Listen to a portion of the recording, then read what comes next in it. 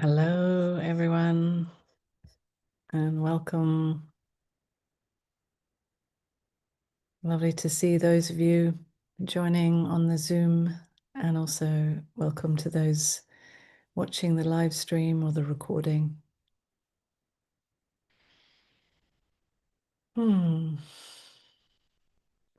So I haven't done one of these open meetings for a little while, so it's really nice to do it again. I've been doing these regular weekly half an hour weekly Zoom satsangs, which you're welcome to join me. But this is a little different because there's more interaction this time and it's a bit longer. Yeah. So each time I choose a theme, and today's theme is how to relate with people in the same, with as much ease as to nature.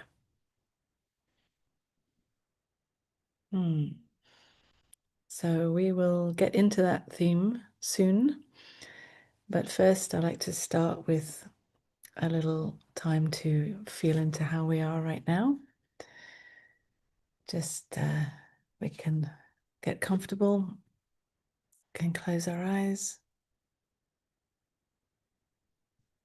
take a few deep breaths into the belly.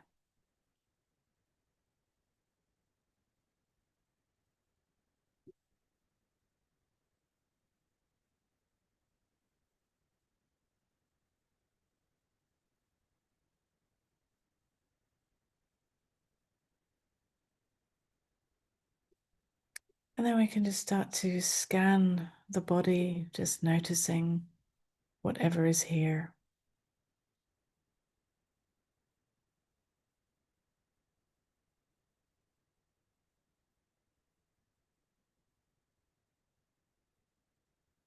It's all welcome to be here just the way it is.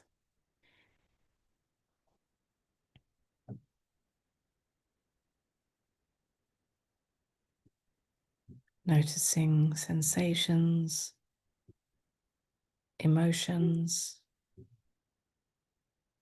or thoughts. We just notice whatever is here.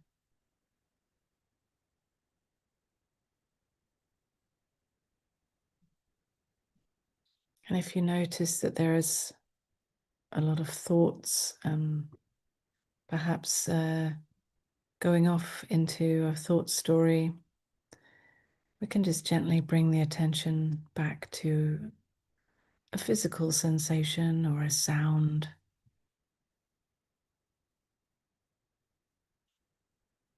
Or an emotion or something that's happening presently.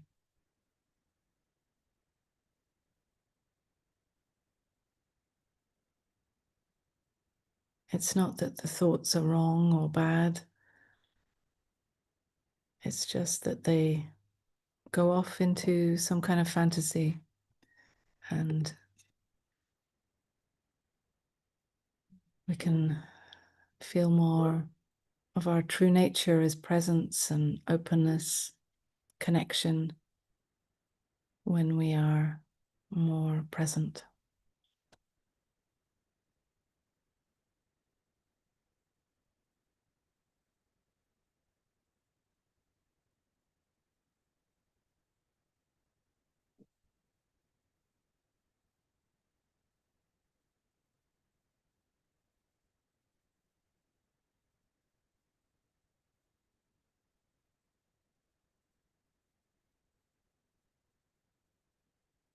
And just noticing how this body is doing right now. How is this human showing up right now?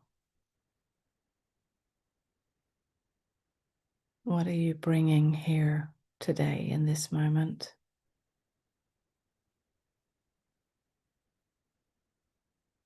Is there something that's been happening in your life today that you're still feeling a wave of energy,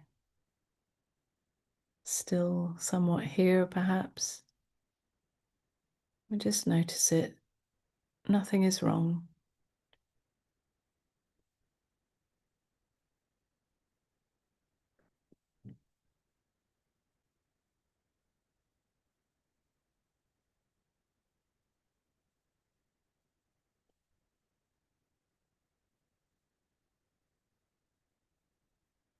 We notice it and we just look at it with some curiosity.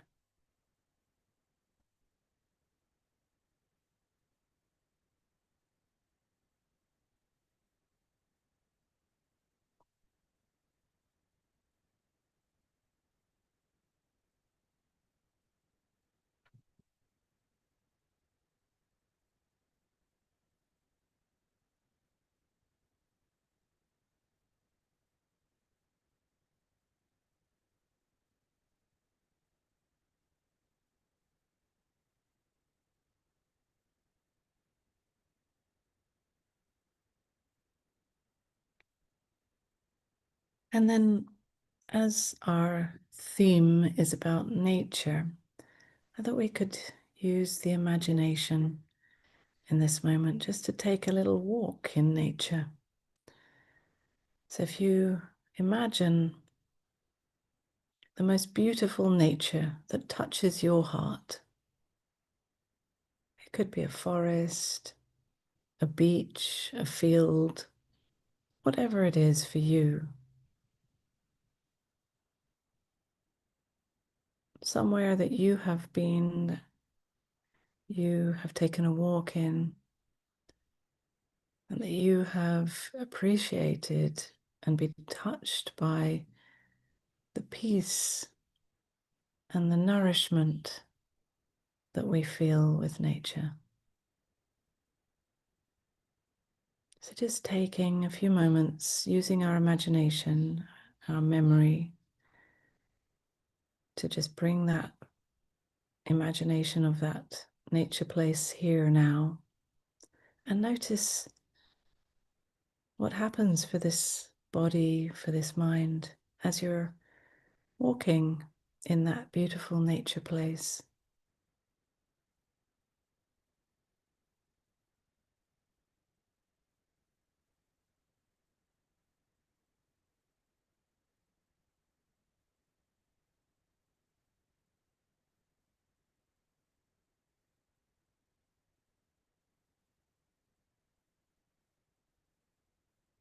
How does the body feel?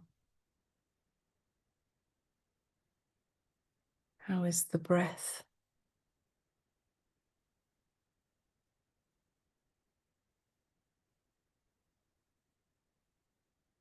How is the mind?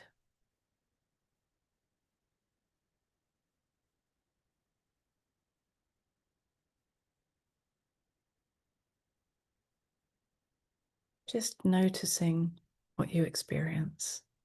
There's no right or wrong. We're just noticing it as it is.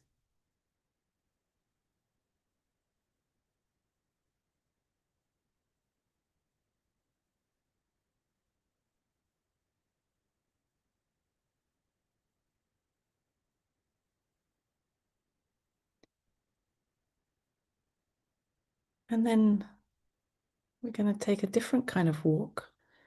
We walk out of that beautiful nature place and we walk into a room full of people, into a social context where we're sitting together talking. Maybe it's a party, a dinner, or some kind of social context that you have been in recently. So just bringing that up in your memory, looking around the room, looking at the people,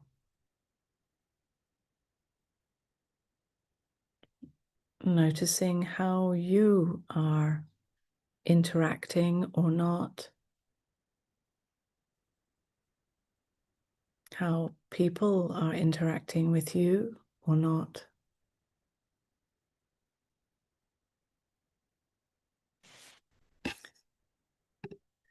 And then noticing how this body feels.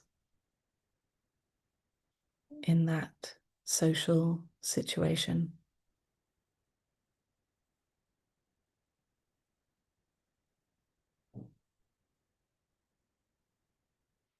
Noticing any particular sensations in the body, maybe strong sensations, maybe more subtle emotions, any thoughts, any positions that you might be taking, any identities that might be here in that social situation.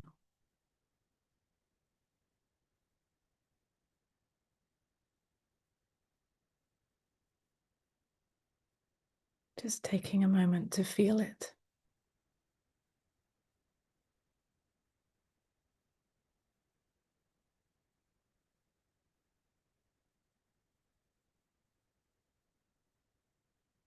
And then we can let go of the imagination right now and come back here now, feeling the sensation of sitting on this seat, the contact with the ground.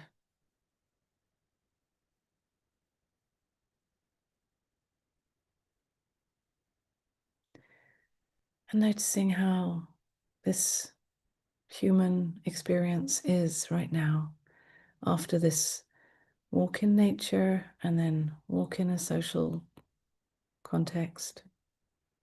How are you feeling right now when you let go of it all and you're just here and now with your attention here presently?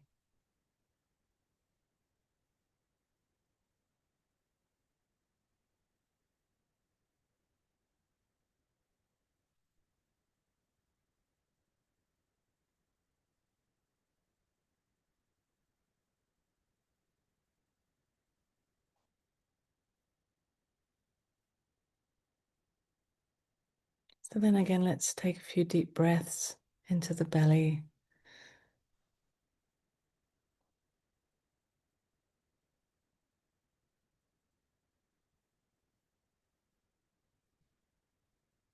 And then when you're ready, we can open our eyes.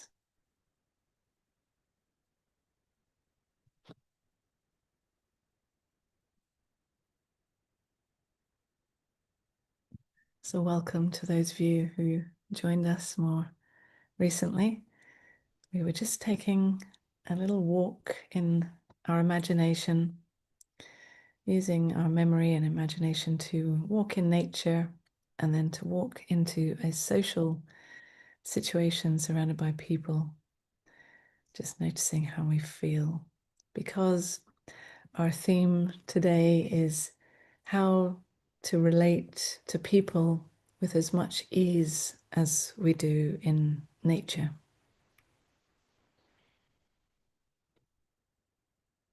And actually, I have to say that I hear this quite a lot from people, that this is a struggle. Because when we go into nature, we tend to feel very peaceful. Maybe not all the time. And that's something that we can talk more about in a bit. But mostly, nature can be very supportive. It can be very nourishing and calming. And then perhaps also we have a sense of expansion when we're in nature, a sense of connection with the whole, a sense of oneness. Perhaps in nature, we've realized that all our problems that we've taken so seriously actually are not serious at all. It's like when we look up at the stars, we realize how tiny we are really, and in a way, how insignificant. and how, when we believe our thoughts, we take ourselves to mean so much and to be so important, but actually, when we're in nature, it all falls away.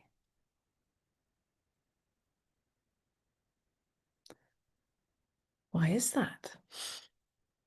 When we go into a social context, and I looked forward to hearing how you feel about this, but often people say that it is much more difficult, that they feel almost the opposite, that there's a lot of tension, contraction, feeling unease, anxious. And when we look at these two experiences, these two states, what is really the difference? Well, when we're in nature, the trees or the waves in the sea or the stars or the, the ground or the sky, none of it has any agenda, right? It is just there. It's not trying to do anything or become anything. It has no judgments. It has no ideas about what is right or wrong. It doesn't need anything from you. You don't need to do anything. You don't need to be any kind of person. In fact, you can let all of that go. And often you might remember that, in fact, there's no person here at all. And that's why it's so beautiful that there is no agenda. It's just empty. It's just life happening. And then when we go into a social context with people, or even one-to-one with one other person, it can be also. But it tends to be intensified when we're with more than one person. Then immediately our old patterns click in that are there to protect us, to help us survive and to navigate these kind of social situations, because it is natural for these humans to want to fit in, to want to belong, to want to be loved and accepted and to be seen. So suddenly we have an agenda, right? And the people around us also have an agenda. Yeah, we want things from each other. And perhaps we don't always get what we want. And we try harder to get what we want. We try to be someone because we think that that someone is who other people might accept more. We try to do what we think we're supposed to do in order to fit in and belong so that we can survive. And these patterns are learnt behaviors, perhaps from childhood. So they're innocently playing out. There's no right or wrong in it.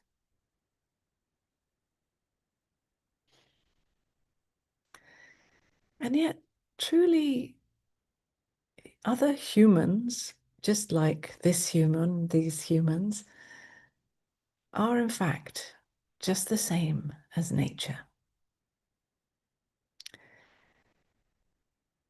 In fact, we are not separate from nature. It's just that when we are trying to be someone and we have these agendas, it causes contractions and stress, anxiety in the body. And we are looking to the other to see, who am I? Am I enough?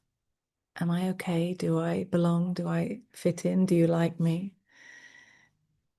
And all of this takes a lot of effort. And it is that effort that seems to cause the trouble. Because in nature, it's effortless, right? We already fit in. We already belong. In fact, that's the beauty of being in nature, that we often get this sense of belonging, that we don't need to make any effort to be anyone in order to belong. But in fact, that is the same thing with people. You already belong. You already don't need to make any effort to be someone in order to belong. Because we're all trying to do that, right? So who is belonging with who, right? Who is deciding whether you belong or not? Usually we project it onto the other, as if they hold the keys to your belonging, to your feeling accepted and recognized. But they're trying to do the same thing. They're looking for it in you. You don't hold the keys for their sense of belonging just as much as they don't hold it for you. All the effort that you might be making to try to be seen or to be loved, to belong, it is, in fact, kind of moving away from that sense of knowing that you belong, that you know in nature. So what if you were to stop making effort? Now, I'm not saying you could just wave a magic wand and immediately stop making effort, because these are old patterns. They take some time to unwind. But just let's imagine if you were to just stop making any effort with people and you just met them in the same way as you do with nature, in the same way as if you're standing in front of a beautiful tree. Instead of the tree, it's a person. What if you just look into their eyes and meet them in the same way as a tree, letting go of all agenda, all effort, letting go of all sense of separation. And maybe you feel in the body, right? There might be fear, there might be longing, there might be a sense of something missing or grasping. There might be all kinds of things here to be felt, but you feel them. And you feel them here. You know, the problem often is that we are projecting them out there, as if you out there can fulfill me, as if all the pain and the fear and the suffering that I feel here and the longing and the wanting to connect and all of that, as if you can give it to me. But when we stop projecting it out there and we just feel it here, we take full responsibility for it here. It's almost as if we can imagine like a bubble around us, that what we feel and what we want even are our thoughts and our ideas and our longings and our graspings. They don't go outside of that bubble. They stay here. They have nothing to do with the other. So we feel it, and we stay present with what we feel and with the other. Just as if you were standing in front of a tree, not needing anything from anybody.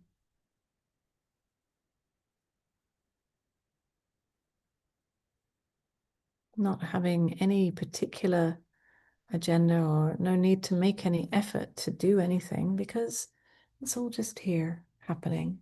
And maybe there's a lot happening here, but it's here. got nothing to do with that out there. And that's how it is when you relate to a tree. Whatever you feel, you might feel sad when you take a walk in nature. Sometimes I do that. If I'm grieving, I might take a walk on the beach. And my feelings are here. My sadness is here. I know it's got nothing to do with the beach or with the sea or the waves.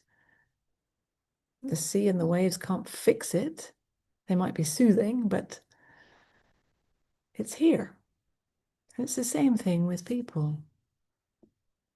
When we take full responsibility for what we feel, for our identities that pop up, and there may be different ones that come, right? There may be all kinds of little children that come up here that need or want or are trying or afraid, all kinds of things. But we hold them here, right? They're all held in this space, in this bubble. And then we are available to meet the other. Now, of course, the other side of it is that others may come with their agendas. And that can affect us, of course. It can be scary. The others might come with something that might genuinely be painful, hurtful. They might reject you, abandon you, judge you. And they have their bubble, right? All of that is coming up in their bubble, even if they're projecting it onto you. If you see it as happening in their bubble, it might still touch you, and that's totally normal and human to be touched, but then that's here in this bubble.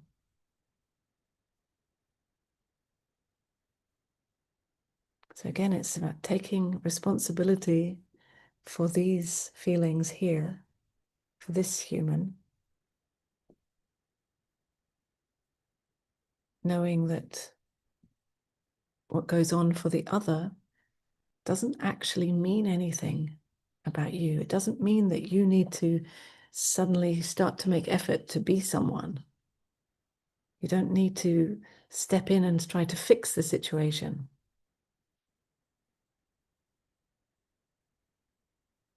And if you do get hurt, it is painful, yes, and you might need to move away from that social context in order to take care of yourself.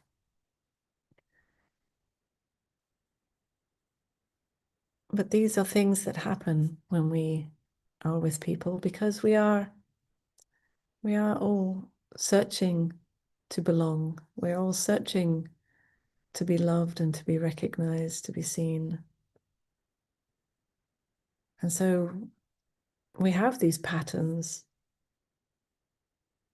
But if we can keep in our own bubble as much as possible and noticing when we are coming with different agendas and making effort, when we keep noticing those different identities that come up, and as soon as we notice them, we can bring our attention to the body. If we notice that there's some effort and tension happening in the body, we might realize, there is a trying to do something or to be someone here. And just in noticing that, there can already be some relaxation. So I'm not saying that it's easy. It is a challenge, and maybe it's even a challenge that you have to explore for the rest of your life.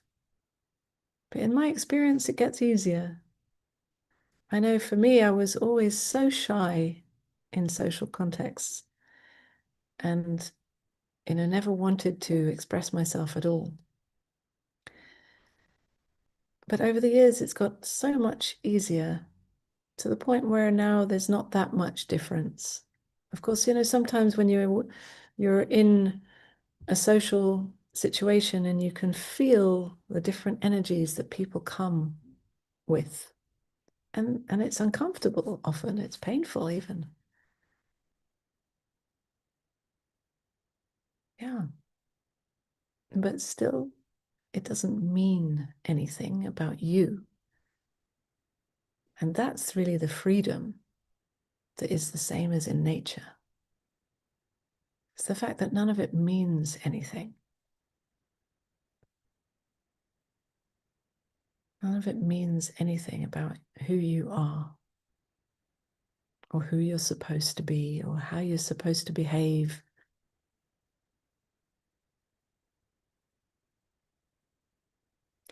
So actually, I see social situations as an opportunity to explore myself, to meet myself, and to meet all these different identities that might want to pop up, to flow and navigate this flow with the different flavors of different people,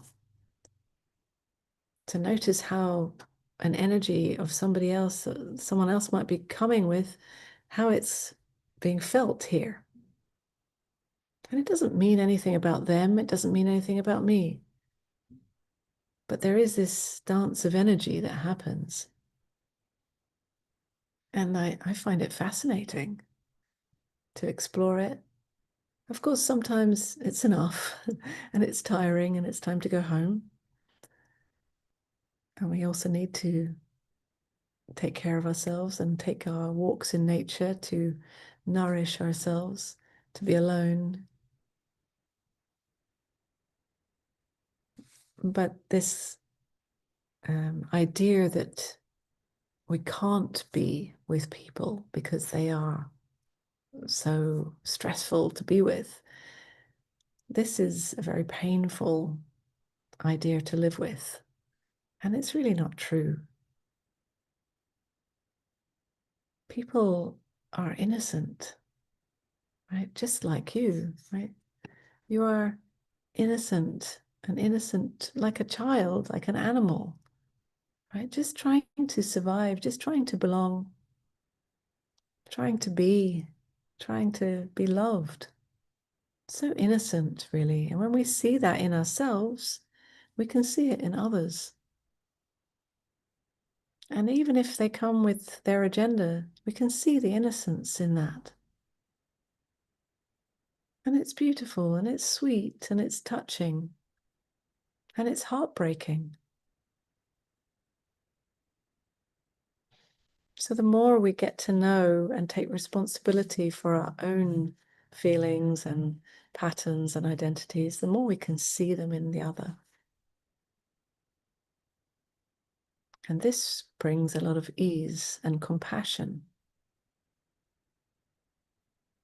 for ourselves and for the other, to the point where we see that there is no other, in fact. And this is very relaxing. That there's just a dance of energy happening. Just like the waves in the sea or the trees blowing in the wind.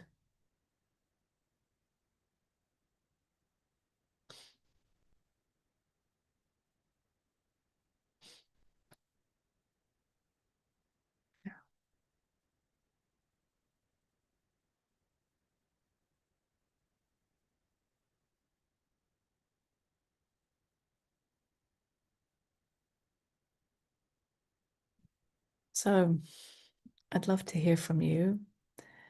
And if you have any questions or anything you'd like to share on this theme,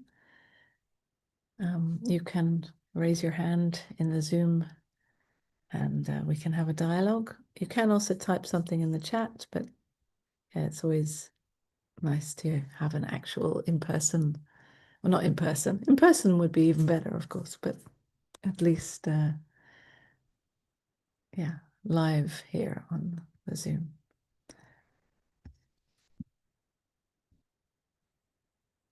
Christina.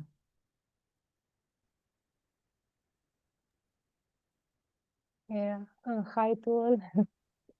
Hi. Yeah, it was very touching.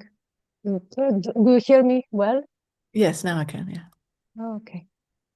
Um, and when we were uh, looking for the walk in the nature, I couldn't find, because these 2 years was very hard feelings.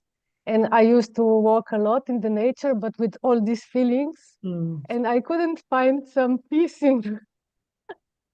But when I go to social, now I can go to, I'm happy to go to social because I was so much time alone that I love to go to see others. And the last one was I'm now going to dancing, and we had a party, and we went there to dance, and so it was much. Uh, it is beautiful now to go out and to communicate with others.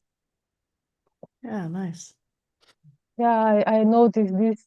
When you stay so much time alone, then uh, at least for me, was now I like to go out. Yeah. Yeah, Yeah, and I then, mean, staying alone is beautiful and it's restful and it's lovely, and it can also become a comfort zone of where we hide, yes, right?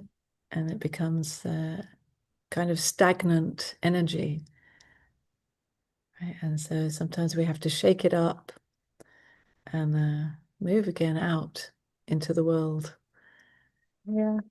Mm. But this, and Yeah. I was like to just this question, because also now I'm feeling a lot of in chess. You are saying that whatever I feel is here for no reason, just to feel.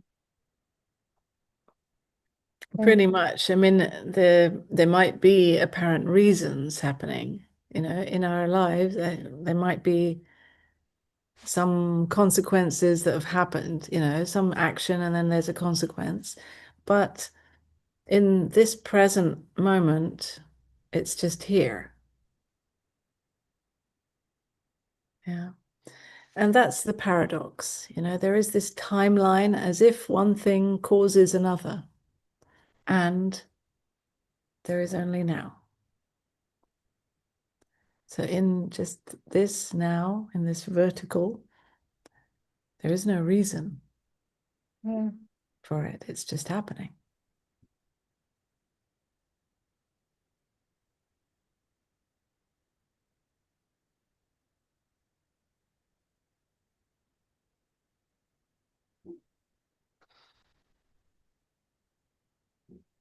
Okay. yeah. Thank you. All right. Thank you.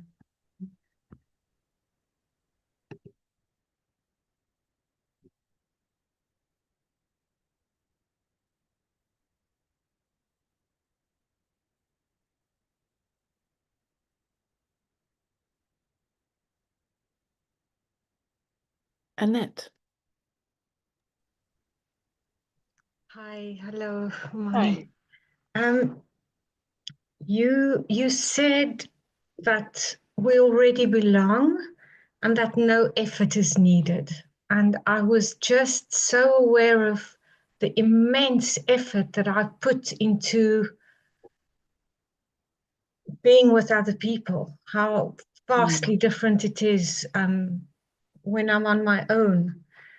And how do I reprogram? I mean, effort is the whole thing for me is just huge effort, and Yeah. I'm exhausted before I even go out. But I've just had an experience this weekend where I was with people who I really love, and there was no effort needed, but they are nearly the only people in my life like that. And Mm. how do I think the effort is so part of me that I have this image that I want to appear in a certain way and say the right things and it's Yeah. so pretentious. Yeah. Yeah. Yeah. Well, great that you are noticing the difference. I mean, that with those friends where you didn't feel that you were making any effort, that's how you can be with anybody, right? So what's the difference then between those good friends and others?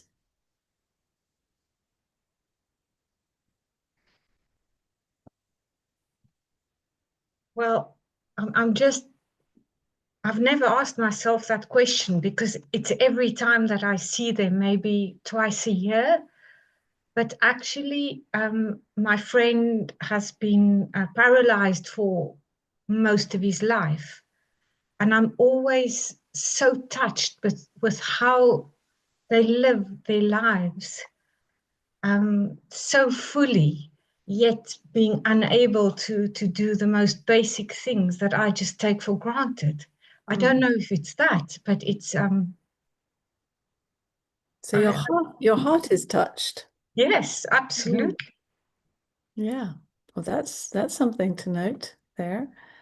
Your heart is touched, and yeah, you feel their vulnerability.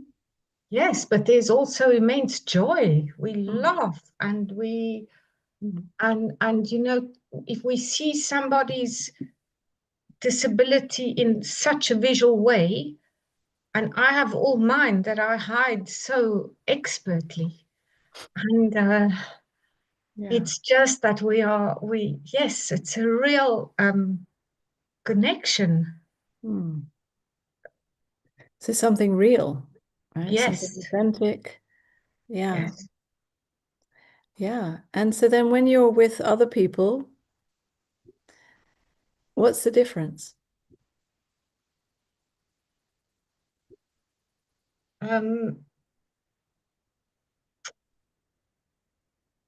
I I think it's maybe the idea that I have that I have to be I have to be a certain way, and that I've always programmed myself because there's an agenda. I want to achieve something, or it's work, or But then you don't feel that sense of connection, or no, you're not you don't feel their vulnerability. no, no, I don't. I feel it's a job. I feel it's work. I have to, Mm. and that relief when you've finished with a meal, with a dinner. Gosh, I hope none of my friends are listening to this. Actually, maybe it would be good if Yeah, they did hear it, yes, because something real would be happening then, yes, you you're know? right. You're absolutely right. But I feel I'm so aware of the effort that I've put in, and that actually it's a wonderful question. Was it even necessary? I am Yeah. I am enough. You say that I already belong. I don't have to be trying to fit in with a certain. Yeah. And I Yeah. loved the tree. I loved connecting or seeing people, meet people in the same way as I would a tree. That Yeah. was immense for me.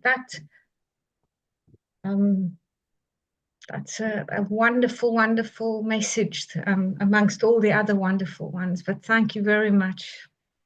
Yeah, yeah. I mean, I would say, noticing this effort, as you said, you're even exhausted before you go out. Yeah. It's this idea that you've got to be someone with people starts even before you leave home. Um, and so I would start to be curious about that. As soon as it starts in you, your ideas about how it's going to be when you're with these people, and then what does it feel in the body? Noticing the effort. Where do you feel it in the body? You know, just noticing, and then when you notice it, you might just gently invite it to, just okay, let's just maybe you're holding your breath, or maybe there's some tension. What if you were to just let it go and get it all wrong, you know? What if you take the risk that they don't like you, that they might reject you or that you won't fit in, you know?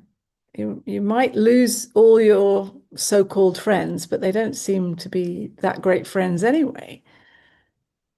But it can feel like a risk. It can feel scary. But then, as I said, maybe something real comes out of it.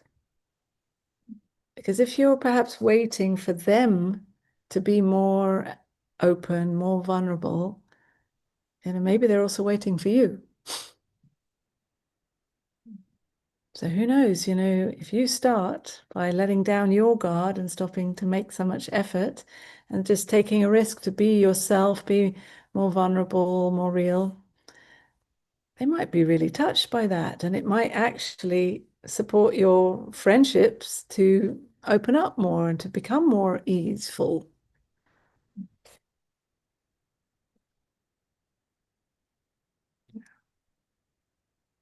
It's a journey. Yeah. As I said, every social context then becomes an opportunity to explore this. Yeah. Okay. Thank you, Annette.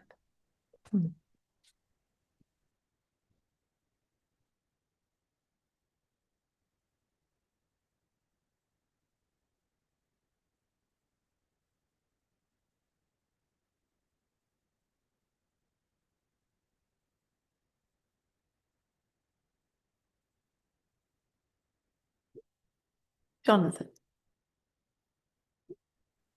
Hello. Hi. Hi. Hi. I was so touched by the last dialogue.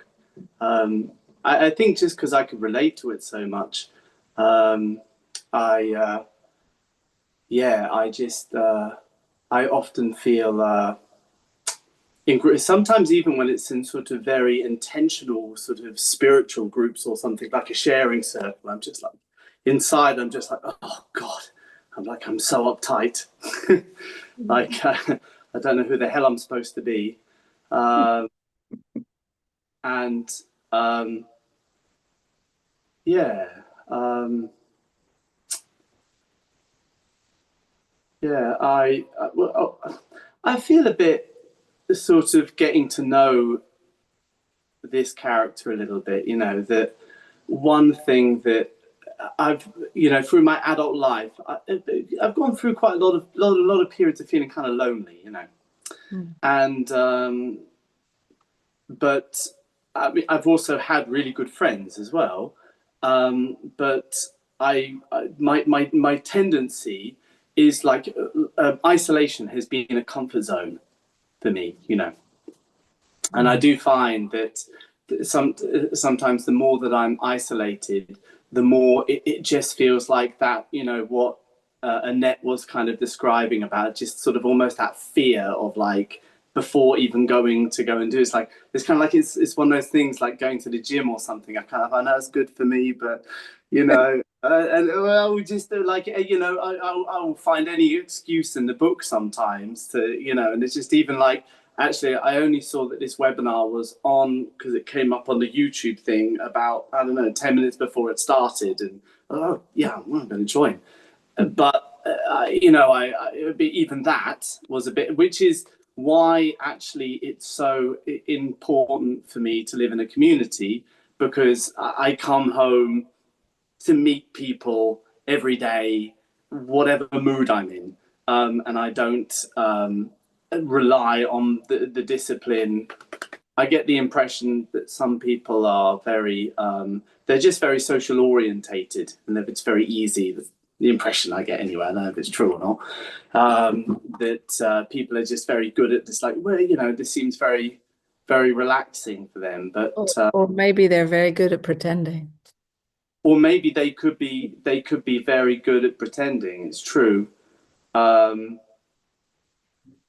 Yeah. Yeah. I don't know. Sometimes it's just excitement as well. Sometimes it's just Mm. exciting seeing people, and I don't quite know how to deal with that, like that feeling. Bumped into a friend randomly today, and like I really like this guy, and I was like, oh, it's nice to see him. Started having a chat. I kind of got all nervous about having things to say because it's just like, oh, I'm excited to see him, you know. Anyway, Yeah. it's Yeah. I mean, there's a few things there. Like, first of all, um, as you share, what is real for you now in this social context, hmm. how is it now? uh, well, sometimes it relaxes me a lot to listen to other people, and that gives me, I can sort of relate to it, and then there's a kind of a relaxation. um how is it now in this moment? It's a little bit, I've got a little bit of that, perhaps a little bit of that nervousness. um but I kind of came into this with like a little bit of just a bit of a busy mind anyway, you know. So I think part of it is just I've just been trying to like push those thoughts away. Yeah. Try making an effort to be present. Yeah, but Mm, what is lovely about the way you share, and of course I have known you for years, and mm, I can speak also about how you share in all kind of social meetings that you've been to with me mm, or retreats, and it is often just very real and vulnerable.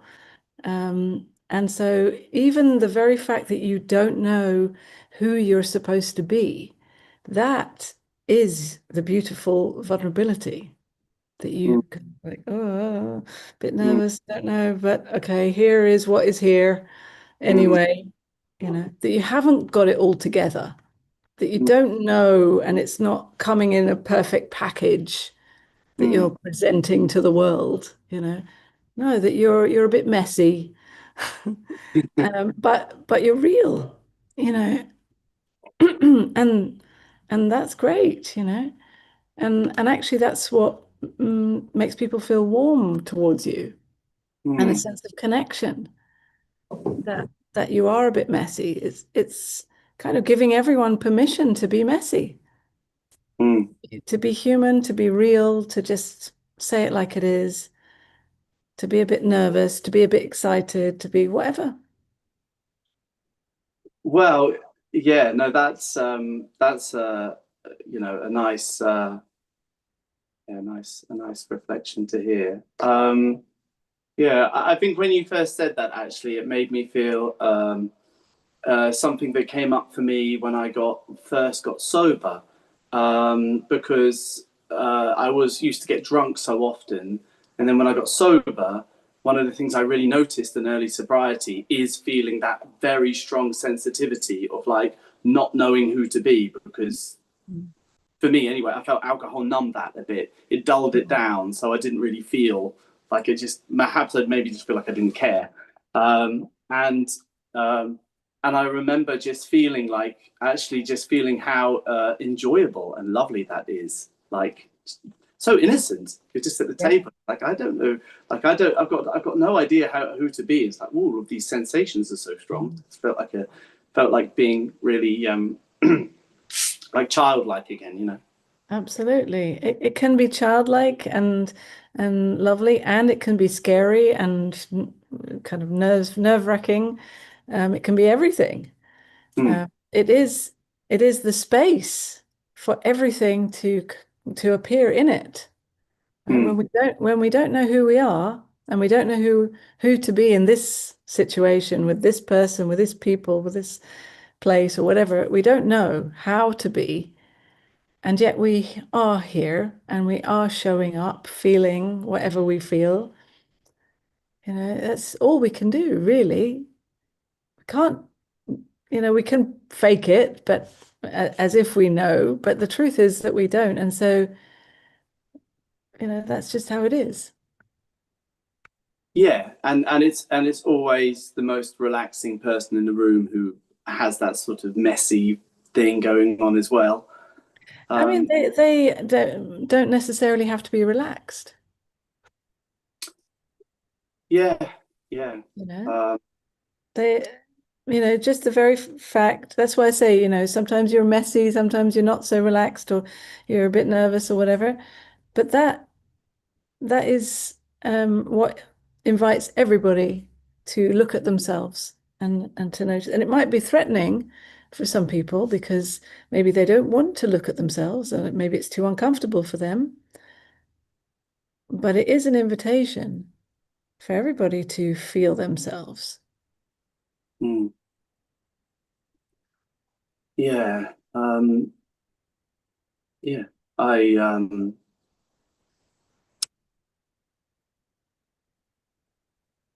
yeah. Yeah, I also did really like the idea of looking at the first thing that came up to me when I had the image of looking at someone like an oak tree is I just sort of thought, oh, like just the awe of like looking at another human being because they're just so amazing, aren't they? Yeah. Um, Yeah, humans are amazing. They're incredible. mm, I mean, if we really take the time to look and to feel, you know, they are just as beautiful as a tree, mm. if not more so. If we could compare, we can't really. Yeah. Um,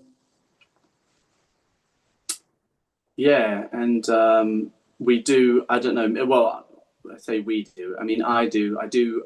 Long. It's there's something just about human play and human interaction and stuff. It's just yeah.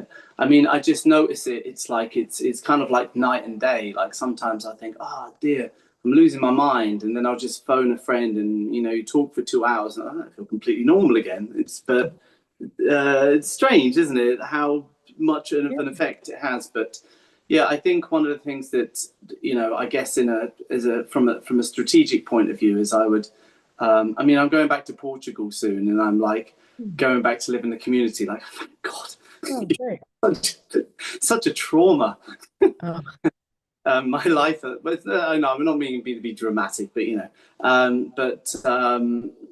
if there was just a way to get out of my own way in terms of like,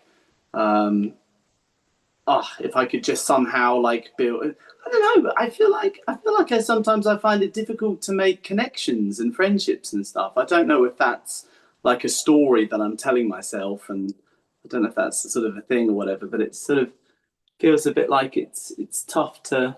I sort of wish I had a bit more of a close social group where I lived. mm. Mm. Yeah. It's not easy. I mean, we do have this longing, right, for a tribe, right, for Mm. some sense of community. I think this is so natural, especially in our modern day and age where everyone's so disconnected. On this is how we meet, right, on screens, and Yeah, this is now considered normal, and we're all, feeling a bit isolated and disconnected. So yeah, I think it is natural to feel a bit like that.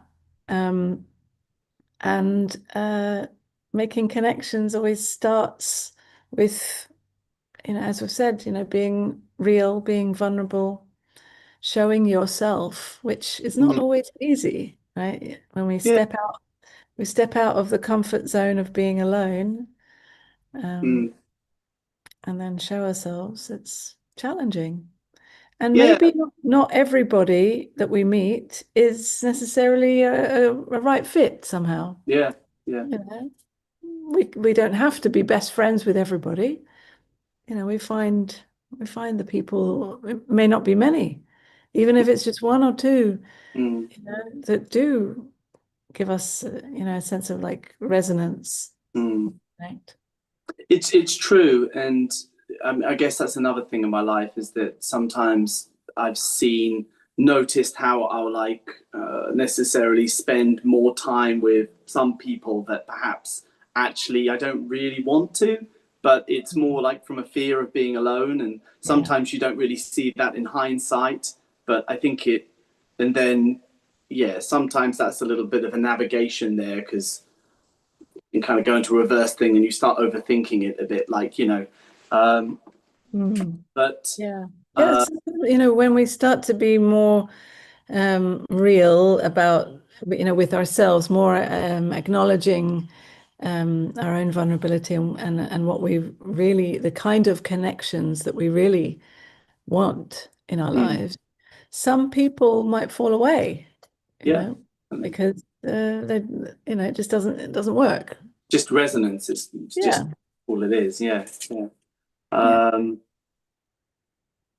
But yeah, it's, I mean, what you said before, the last bit about it starts with showing up and being vulnerable. Even just saying that, it gave me this, gave me an idea in my head. I thought that's a good idea. Yeah, I've always felt so much more comfortable relating to children than adults, in ways. I mean, whatever. If I spend a lot of time, kids can wind me up as well or whatever. But and when you were talking about relating to nature as relating to people, there was the first thought that came into my head. It's like that's a little bit like relating, because with children, you don't need to be anybody, and it just feels like much more relaxing. And and you don't take anything personal from a child. It's like, do you want to give me a hug? No. And you're like, okay. Like, well, they're just like what you said with the nature. They're just nature. They're just waving. It's not personal. It's just they're doing their, and the fact is that it goes on being impersonal, even when we think it's personal. Adults get a bit too serious. That's tough, though. I find, or it can be tough. It can be tough. It's not always tough, but it can be tough, because it's like there seems to be like a whole load of conditioning and crap. Yeah, but that's when we have to start taking responsibility for our own conditioning and all those patterns and the effort that we're making to be someone. When we stay with our own feelings and what's going on here, then we don't expect the other to fulfill or to give us what we're looking for. And then we can also see the innocence more and more in adults as well. They're just children as well. Most adults are literally like playing out childlike behaviors.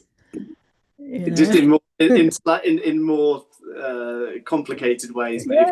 Yeah, they've just got better at it. It's kind of true, isn't it? Yeah.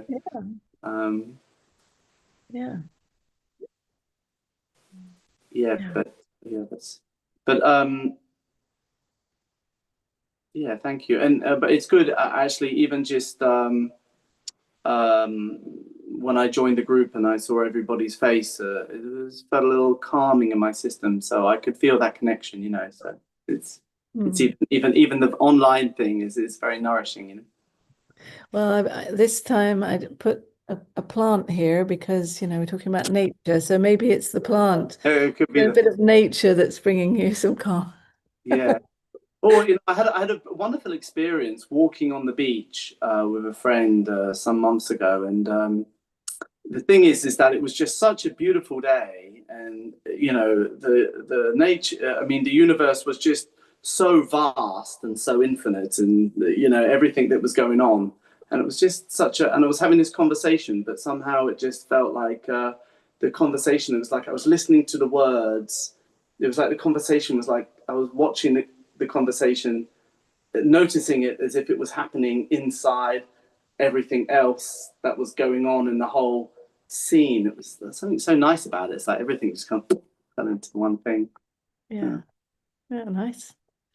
Okay, well, thanks, Jonathan, and I'm glad to hear you coming back to Portugal soon.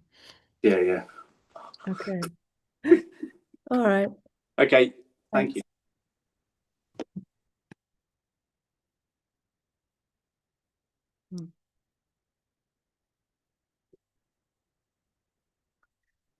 So we're running out of time. If there's any last question or comment.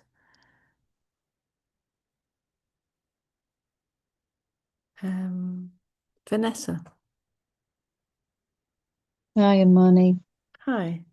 Hi. I have a meeting, an official meeting coming up in a few weeks, in which there is a huge amount of pressure to appear a certain way.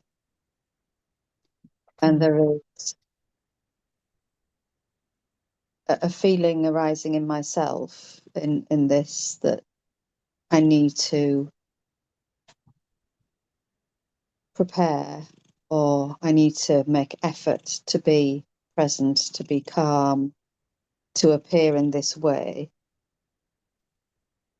And I suppose I'm just, in saying that, I'm just noticing that there's this feeling that I have to prepare. Mm. And why can't I just meet the situation as it is? Well, it's a thin line, isn't it? Because especially if it's a work thing, or I don't know what kind of work you do, but sometimes we do have to practically prepare for something. But then after we've done that practical preparation, whatever it is, yeah, then it's scary to not prepare, isn't it? Like just to let the situation be out of control. Mm.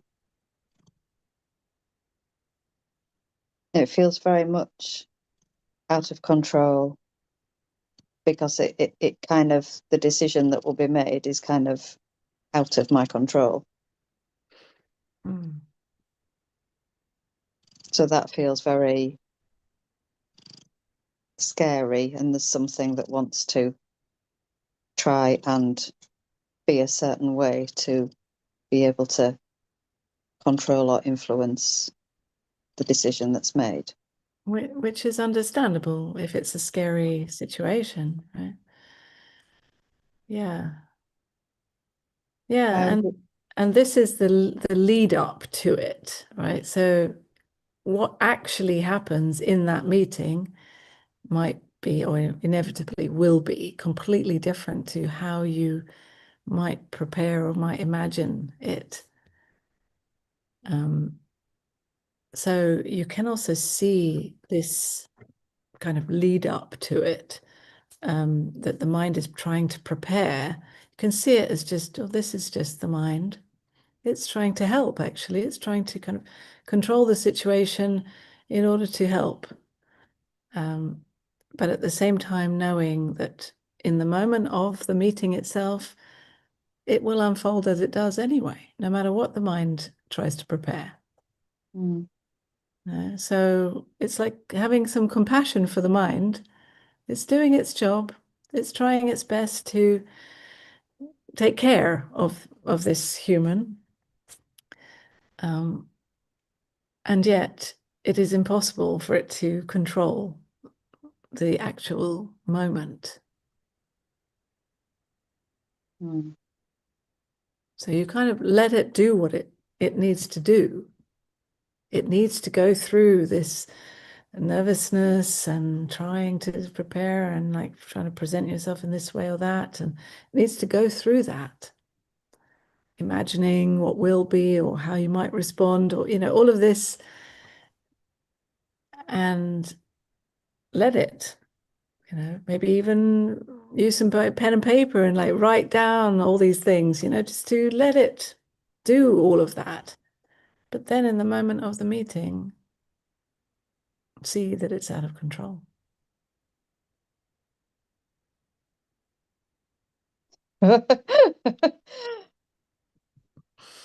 Yeah.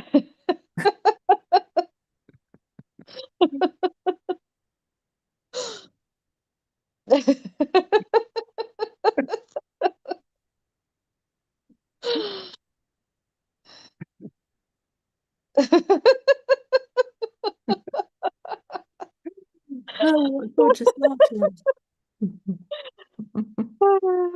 Hmm.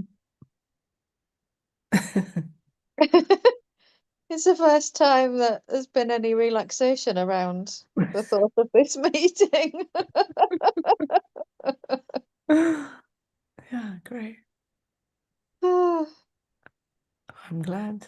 Yeah. Yeah, you see, it's like no matter what the mind does, it's still out of control. So it may as well try whatever it does. It's going to be out of control in the end anyway. yeah.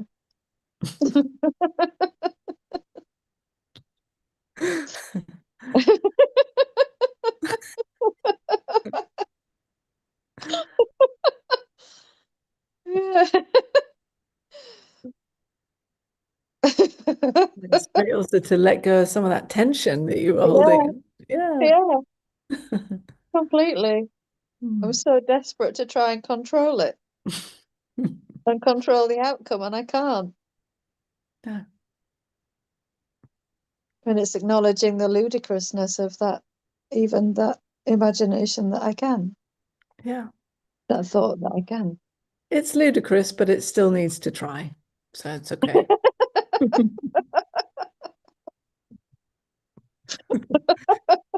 Yeah, this is the nature of the mind. You know, it can't do anything else. It's trying its best. Yeah.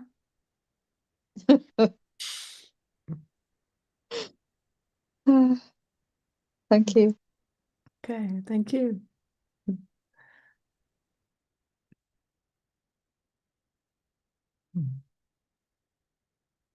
Nice to end with a lovely laugh.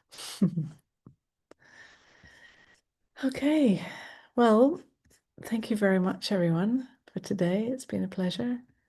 The next one of these open meetings is on the 5th of April, so in a couple of weeks, and it's on the theme,